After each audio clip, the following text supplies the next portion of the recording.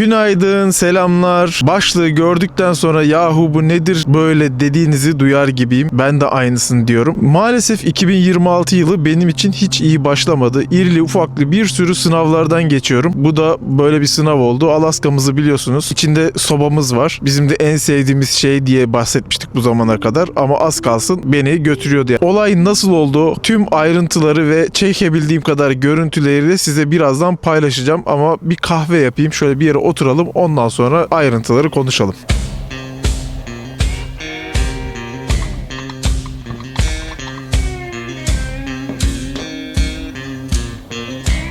Oh, midnight highway, shining just like sun. Why don't you hear me wonder?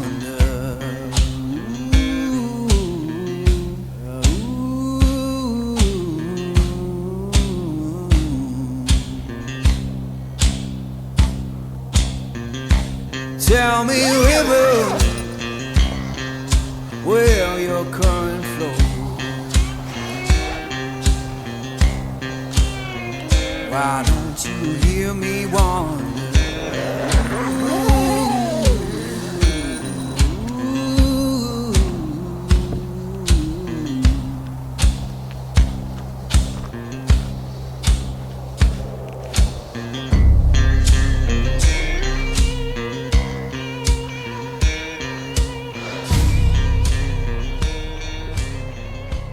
Şimdi dostlar olay gününe gidersek bu biraz oldu olay olalı. Zaten biliyorsunuz hani neler yaşıyorum. Bir iki videodur paylaşıyorum sizlere. Bunların haricinde ama Ramazan'da burada tek kaldığım sürede çok ağır bir besin zehirlenmesi sonucu çok zor günler geçirdim. Bağırsaklarda falan böyle bir sonrasında bir düzelme olmadı ve Ramazan ve oruçlu olduğum için de bayağı zorladı beni. Bir ara böyle ben gidiyorum herhalde falan gibi oldum. Gerçekten çok zordu. Sonrasında da böyle terslikler falan birkaç bir şeyler oldu. Böyle çok bahsi geçmesine gerek yok ama hayatımın sanki pigini yaşamışım da artık aşağı inmeye başlamışım ve kötü şeyler yaşıyormuşum gibi hissediyorum ama sonra aklıma tabii şeyler geliyor. İşte her inişin bir çıkışı da var. Kötü şeyleri sabreden iyi şeylere de ulaşıyor. Onu biliyorum. Bu bilinçle de sabretmeye çalışıyorum. Bu yangın olayı da şöyle oldu. Yani biz karavanlarda sobayı çok seviyoruz ama tabii biz karavan sobası kullanmıştık. Önceki karavanımız uzayda. Yani bilmeyenler için böyle görüntüsü gelsin buraya. Çok tatlı bir sobaydı ve etrafına biz hani bırakın onun ölçülerindeki yakınlıktan daha geniş Alaska'daki ama onun yanına biz yine de pet şişeler falan koyuyorduk. Hani banyo yaparken sular ısınsın da düşün, pet şişe erimiyordu yani o sobanın sıcaklığında. Ama şimdi Alaska büyük olduğu için Alaska'ya döküm soba kullandık. Döküm sobanın şöyle bir şeyi var. Geç ısınıyor ama ısındı mı da ısınıyor. Çok fazla yaktığımızda özellikle bir de geceyken hani gündüz havalandırıyorsun falan ama bir koku oluyordu. Biz hep bunu herhalde sobayı boyattık ya krem rengine. O boya yanıyor çünkü biraz böyle. O boya hala yanmaya devam ediyor. Onun kokusu gibi gelmişti bize ama o değilmiş meğer. Aslında önceden beri biz bunu böyle yaşıyormuşuz ama farkında değilmişiz. Olay gününde öncesinde de ben kışın işte bu sobayı kullandık aktif olarak. Bu sobayı kullandığımız süreçte de o geceleri o koku beni rahatsız ediyordu ama işte sahura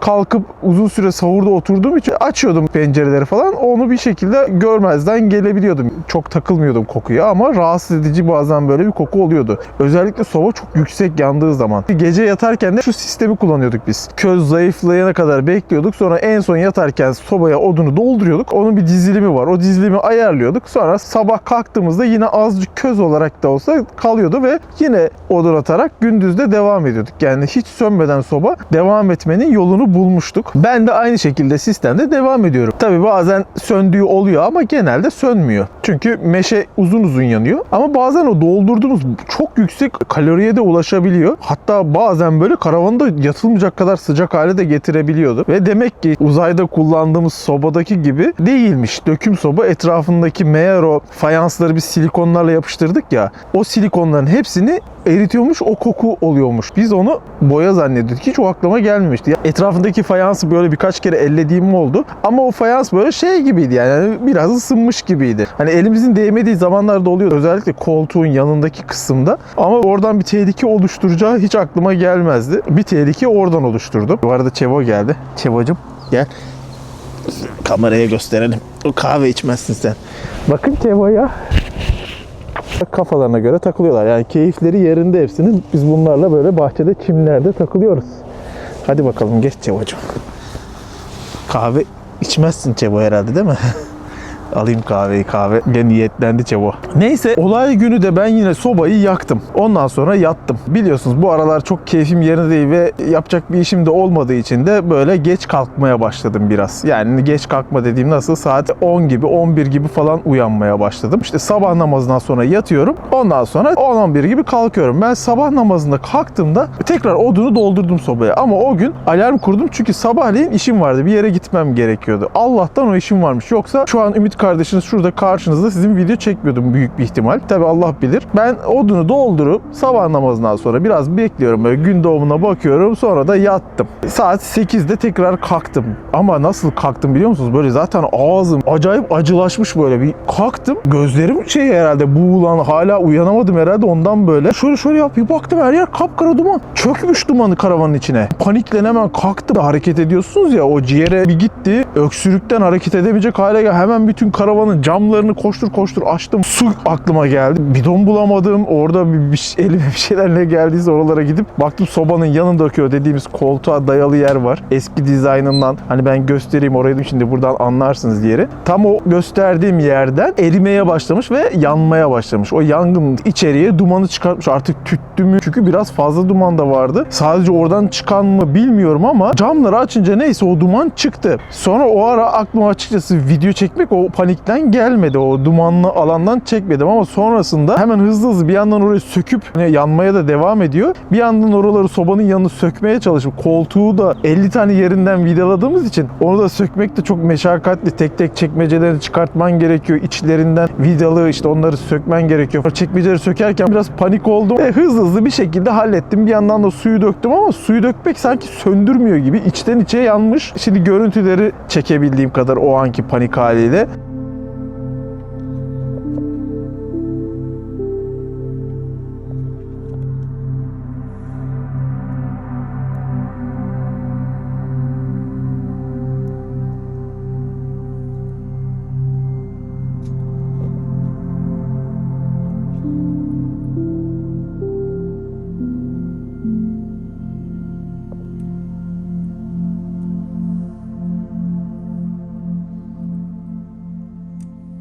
Gördüğünüz üzere sobanın yanındaki o tahta yanmış. Sonra oradan yanındaki o kaplamalara geçmiş. Kaplamadan koltuğa geçmiş. Koltuğun bütün süngeri yanmış. Koltuğun tahtası yanmış hatta. Aslında tam koltuğa geçmiş, artık alevlenmeye başlamış. Ben gittiğimde çünkü orada böyle bir su dökmeden önce yanıyor yani. Bir saat daha olsa o koltuk zaten hızlıca, sünger kumaş daha hızlı yanıyor ya. Orası hızlıca belki koltuğu yakacak. Sonra zaten oradan karavan her yere ahşap. Çok tehlikeli yani. Orada muhtemelen dumandan ben uyanamayabilirdim. Böyle bir tehlike atlattık dostlar. Verilmiş sadakamız varmış ki Allah'tan uyandığım gün oldu. Çünkü her gün yakıyorduk. Başka bir gün olsa, benim geç kalktığım bir gün olsa muhtemelen komple yanardı. Bu arada karavanın içini o halinde göstereyim. Söktüm, oraları temizledim. Komple yanını manını söktüm, çıkarttım şeyin. Ve koltuğu tabii artık böyle bu haliyle kullanamayacağız. İçeride de bir değişiklik yapmam gerekti. Değişiklik yaparken o sobanın etrafını komple boşalttım arkadaşlar. Koltuğun dizaynını falan da değiştirdim. Hatta boştayım ya bu aralar. Özellikle üst katta kullanımlarda aksaklık olan yerler vardı. Sorun vardı. Mesela çalışma sandalyesi işte tam merdivene geriye doğru böyle kayacak gibi birçok insanın da yorum yapmıştı. Ve zaten orada ben otururken de geçiş de olmuyor. Yani tuvalete veya yatak odasına gidip gelirken benim kalkmam ve öyle geçilebiliyor oluyordu. O da çok kullanışlı değildi açıkçası. Onu da değiştireyim falan derken ben bir tadilata girdim bu yangın sonrasında. Buradan çıkartacağımız ders dostlar, özellikle böyle karavan sobası ve kamp sobası gibi soba değil de döküm soba kullanıyorsanız gece demek ki yakmayacağız arkadaşlar. Gece ısıtma sistemimiz başka olacak. Zaten bana uyarıyorlardı. Hani bak sadece o değil, tütme de olabilir diye. Ama odunda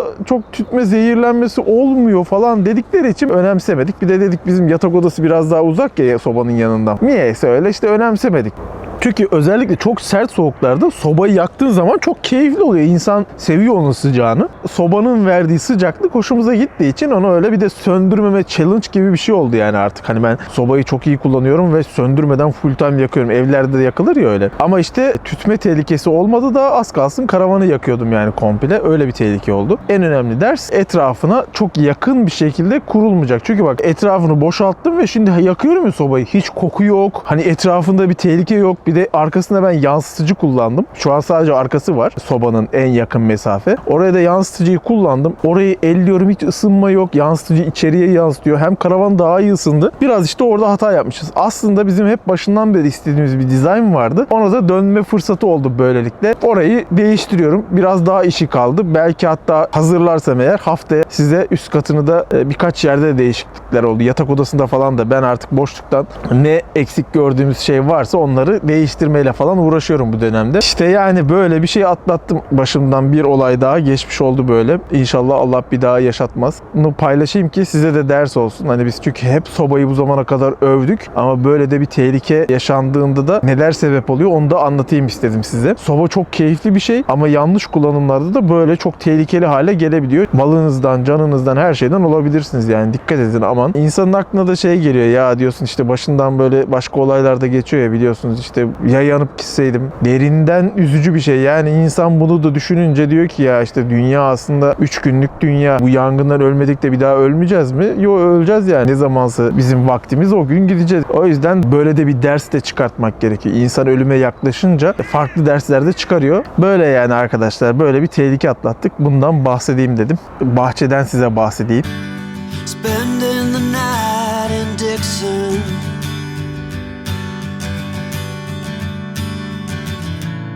60-odd miles from a plan. Is it too late to learn to listen?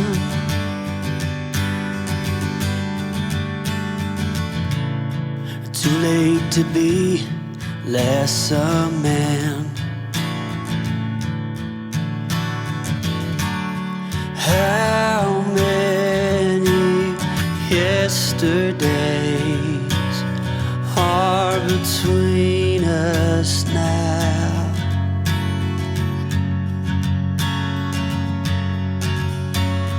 How many yesterdays are between us now?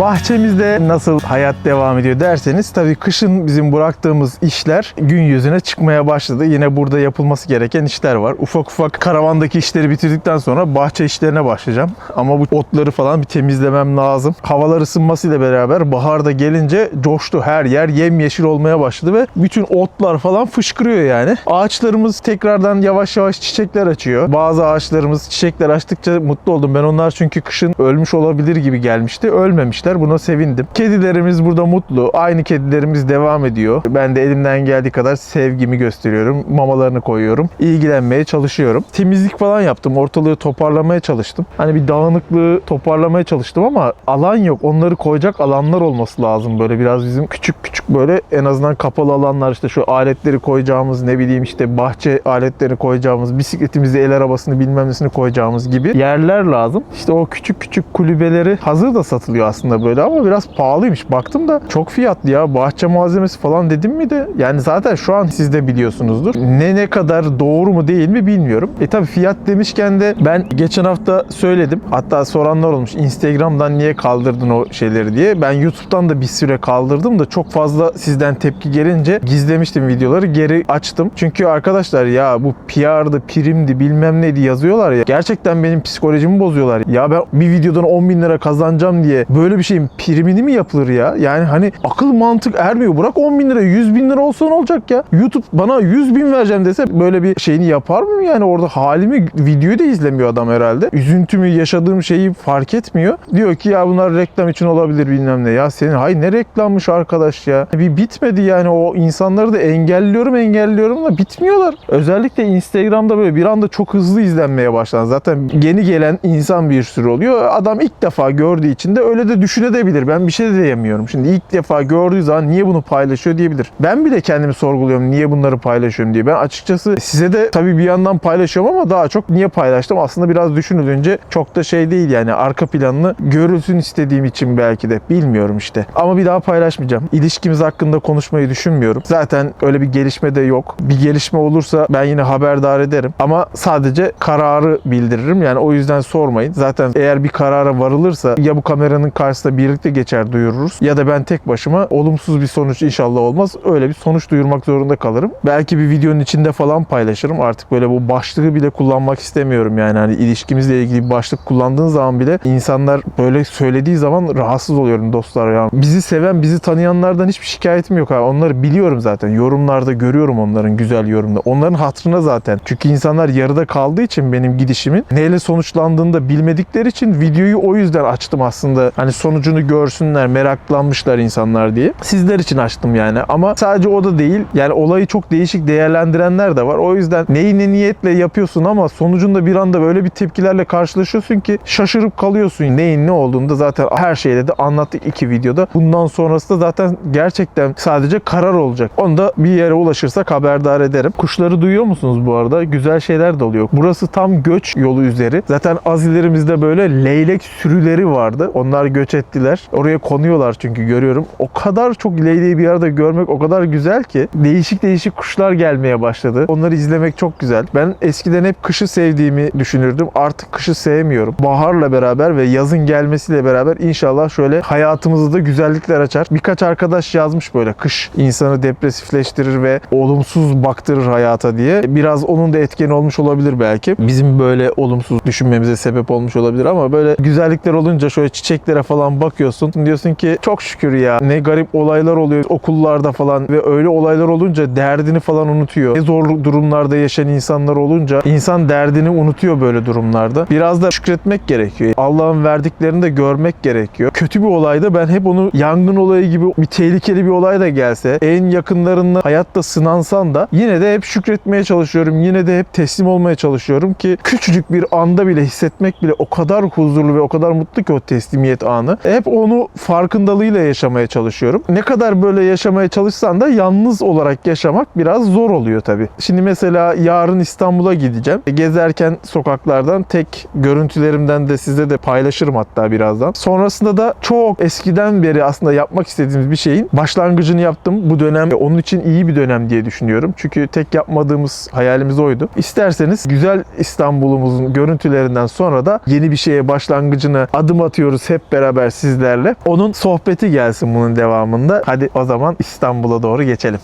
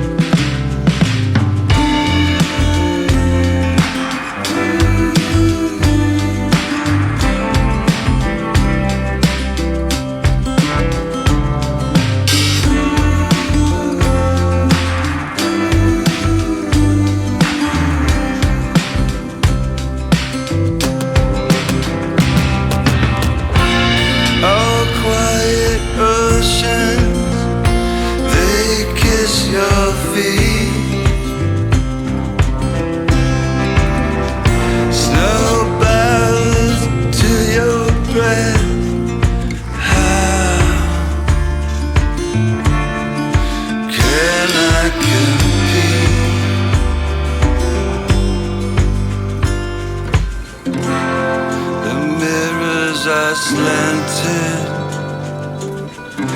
my reflection's still there.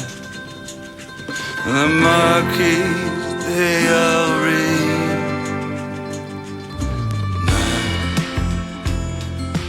Şimdi Instagram'dan duyurmuştum ama buradan da bunu ekleyebilirim. Böyle eskilerden videolar sizin de önünüze düşüyor mu bilmiyorum ama benim timeline'ıma bizim eski videolarımız çok düşmeye başladı. Oralardan da bir tanesi böyle Ütopya Köy videosu karşıma çıktı. Herhalde bizim hayata geçirmediğimiz tek projede odur. İşte insan bazen böyle gözünde büyütüyor, mükemmel olsun istiyor ki o videoları izlerken onu gördüm. O kadar çaplı şeyler ki yani onu tek başıma yapmamız mümkün değil. Yapmamız da biraz mümkün değil. Ütopik bir fikir olarak kalmaya mahkum olmuş. Çünkü basitleştirmemişiz. Sizlerle beraber o yapım aşamalarını da birlikte yapmaya kalkmamışız. Veyahut başka sebeplerden dolayı ertelemişiz. Belki de bunu yapmak bize en iyi gelecek şeydi ki çünkü biz ilk başından beri bunu istiyorduk. O yüzden yavaş yavaş onun ön adımları olacak şey olarak aklıma bu geldi. Çünkü zaten ben İstanbul'da da açıkçası 2,5 aydır burada tek başıma yaşıyorum ve çarşıya falan gitsem de arada sırada kalabalıkların arasında tek başına gezmek yine de yalnızlığını değiştirmiyor.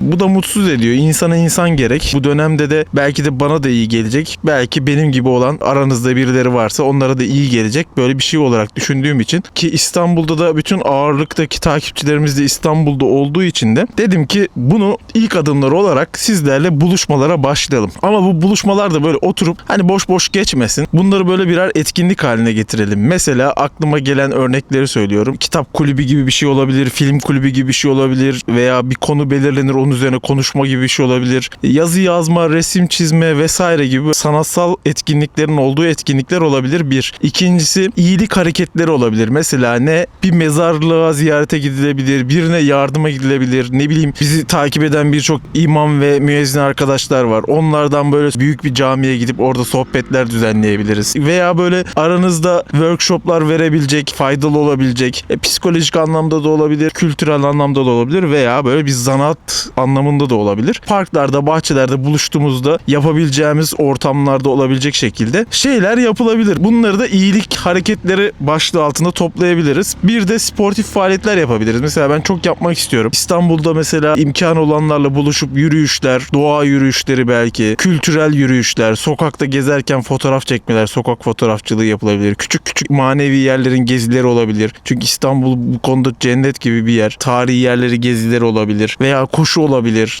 gibi böyle sportif faaliyetler de yapabileceğimiz etkinlikler de düzenleyebiliriz. Haftada en az bir kere olacak şekilde belki 2-3 ve buralardan sonrasında da böyle artık yavaş yavaş tanışmaya başladıkça da bu arazide de bir şeylere başlayabiliriz. Yazı böyle değerlendirebiliriz. Burada Ütopya Köy'ün adımlarını, zeminini hazırlarız. Sonra da hep birlikte Ütopya Köy nasıl olsun ona karar verip birlikte onu da yapabiliriz. Yani aslında İstanbul'dayken birbirimizle etkileşim halinde olup bunları da hayata geçirebiliriz. Bu konuda artık harekete geçmenin iyi olacağını düşündüm. Sizin de aranızdan aynı düşünceye sahip olanlar varsa ve böyle şeylerin size de iyi geleceğini ve buralara katılmak isterseniz ki zor bir şey böyle hani insan bazen çekinebilir, geri durmak isteyebilir böyle şeylerden ama zaten bunları yıktığınız zaman, bu düşünceleri yıktığınız zaman güzel ortamlara, güzel şeylere gelebiliyorsunuz. O yüzden çekinmeyin. Yaş sınırı olsun istemiyorum. Anne, baba, kadın, erkek, çocuk böyle hiçbir sınır olsun istemiyorum. Herkes gelip katılabilir. Ücretsiz olsun istiyorum. Hiçbir şekilde bir ücret falan olmasın. Kendi aramızda bize iyi gelecek şeyler yapmak aslında amaç. Eğer siz de isterseniz Hello People Instagram hesabı hareketli. O yüzden Ütopya Köy diye zaten alt kısmı açıklamaya bırakırım. Oradan hesaba ulaşırsınız. DM'den ulaşabilirsiniz. Katılmak isteyenler yazabilir. Buralarda bunları organize ederken bana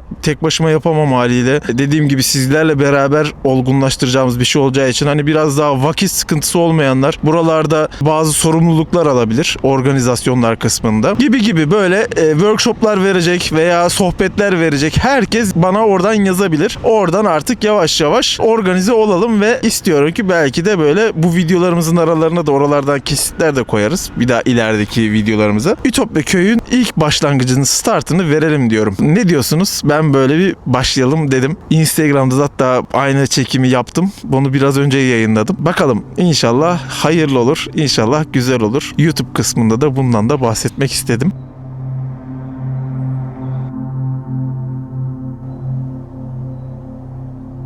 Evet dostlar, bu bölümde böyle sonuna geldik. Ömrümüzden bir hafta daha gitti. Ama güzel şeyler yapmaya çalıştığım, en azından bu 2,5 aydır hiçbir şey yapmayarak hani böyle karavanla falan uğraşıyorum ama yine de böyle bir insan bir şeyler yapmak istiyor veya olduğu durumdan uzaklaşmak istiyor. O yüzden bu proje bana iyi gelecek. İnşallah devamında da Ütopya köyü kurarız da buralarda da hayatı paylaşırız sizlerle. İyilikler yaparak, güzel vakitler geçirerek hem kendimizi geliştirip hem de öğrendiğimiz şeyleri ve güzellikleri etrafımızda da paylaşarak ömür geçirmeye devam ederiz. Bakalım neler gösterecek hayat bize, onu göreceğiz hep birlikte. Önümüzdeki hafta şimdi sizle ne paylaşsak? 2 tane seçenek var. Bir benim yalnız başıma burada geçirdiğim karavan günümü, hayatımı paylaşabilirim. Ya da Alaska'yı üst katında neredeyse baştan aşağı komple bir elden geçen yerler var, bölüm bölüm böyle kısım kısım. Özellikle ama oturma alanının da büyük bir değişiklik oldu ve çalışma alanında, benim çalışma alanımda tabii yatak odasında da var. Yani bunları da paylaşabilirim. Böyle bir yeniden bir karavan turu, güncellenmiş bir karavan turu da yapabilirim. Hangisini isterseniz siz seçin. Tabii başka şeyler olursa da, gelişmeler olursa da öne o gelir, onun videosunu zaten paylaşıyor olurum. Dualarınızı da eksik etmeyin dostlar. Merak ettiğiniz, sormak istediğiniz ne varsa yorumlardan sorabilirsiniz hayatıma dair. Ama ilişkimize dair zaten dediğim gibi bir gelişme olursa duyururum. Ama bir gelişme yokken de boşuna oralardan bana soru sormayın. Zaten her şeyi paylaştım sizde. Onun haricinde video çekmek açıkçası bana iyi geliyor. Terapi gibi geliyor, ne bileyim, iyi geliyor yani. Kamera aslında şu an benim karşımdaki ama bunu birçok kişinin izlediğini biliyorsun ya. Bunu bilinçle beraber bunu yapıyor olmak güzel. Umarım her şey hayatımızda yoluna girdiği, sizlerin de benim de hepimizin de hayatına baharla beraber güzelliklerin girdiği güzel bir yaşama doğru geçeriz. Şimdi iyi hisler var, güzel hisler var. İyi hissediyorum. İnşallah her şey gönlümüzce olur. Haftaya görüşürüz.